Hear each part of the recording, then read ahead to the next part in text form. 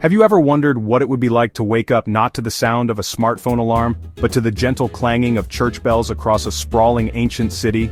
Imagine pulling back your shutters, not to see a street of cars, a laneway teeming with vendors, priests, soldiers, all under the watchful gaze of the magnificent Hagia Sophia. This wasn't a fantasy.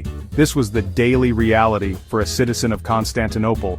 Their world, 1,000 years ago, might feel surprisingly familiar. Let's step back in time. Let's spend a day as an ordinary Constantinopolitan and see just how much we have in common.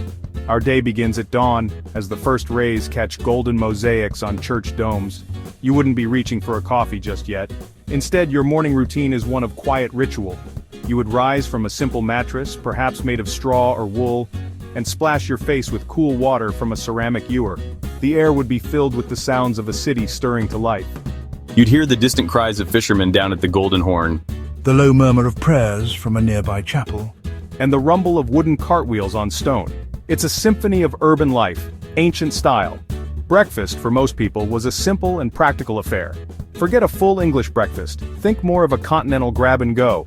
Most Byzantines would start their day with a piece of bread, perhaps dipped in undiluted wine. Yes, wine for breakfast. The main street of Constantinople was called the Mez, the middle way. Think of it as the Oxford Street or Fifth Avenue of its day. It was a grand colonnaded avenue that sliced through the heart of the city, starting at the Emperor's Palace and running west. Walking along the Mace was an assault on the senses. The air would be thick with 1,000 smells, fragrant spices from the east roasting chestnuts from a street vendor, expensive perfumes wafting from wealthy shops, the less pleasant aroma of a city with ancient sanitation. It was loud, crowded, and utterly intoxicating. Your first stop might be for a bit of shopping. The markets of Constantinople were legendary, a crossroads of the known world. Imagine stalls overflowing with silks from China, spices from India, amber from the Baltic. Local artisans would be selling their wares too. Beautifully crafted leather goods, intricate jewelry, brightly painted ceramics. You wouldn't just be buying things, haggling, gossiping with the shopkeepers, catching up on the latest news. The market was the city's social media feed. Information, rumors, opinions exchanged as freely as coins. Of course, not all your errands were for luxuries. You would also need to visit the food markets for your daily provisions. Here you'd find butchers selling lamb and pork fishermen displaying their fresh catch from the Sea of Marmara farmers, with tables piled high with vegetables like cabbage leeks gourds. After a morning of work and errands, what better way to relax and socialize than a trip to the public baths? This wasn't just about getting clean, it was a cornerstone of Byzantine social life, a tradition inherited directly from the Romans. For a very small fee you could spend hours here. Men and women bathed separately, sometimes on different days. They contained a series of rooms with different temperatures. You'd start in a warm room to sweat, move to a hot room, then finish with a bracing plunge into a cold pool. It was the ancient equivalent of a full spa day. But the real business of the baths was conversation. Think of it as a public living room or a pub. Here you'd meet friends, catch up on gossip, debate politics, or talk about upcoming chariot races. Business deals were struck in the steam rooms, political alliances forged in the changing areas. It was a great leveler where people from different walks of life could mingle. You might scrub shoulders with a senator, a soldier, a shoemaker. All the city's secrets and stories were whispered in the humid air of the bathhouse. Once clean and updated on local news, you might head to a kapelion, a tavern or wine shop, enjoy another glass of wine, often mixed with water, and a small snack.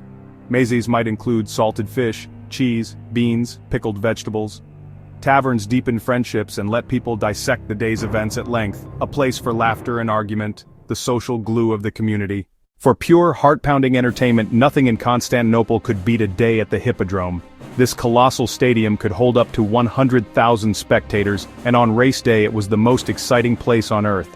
The city was divided into factions: the blues, the greens, who supported their teams with passion bordering on mania.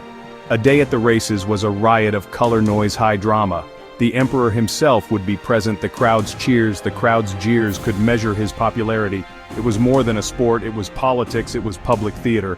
The races themselves were brutal and dangerous. Four-horse chariots thundered around the track at terrifying speeds, wheels locked, whips cracking.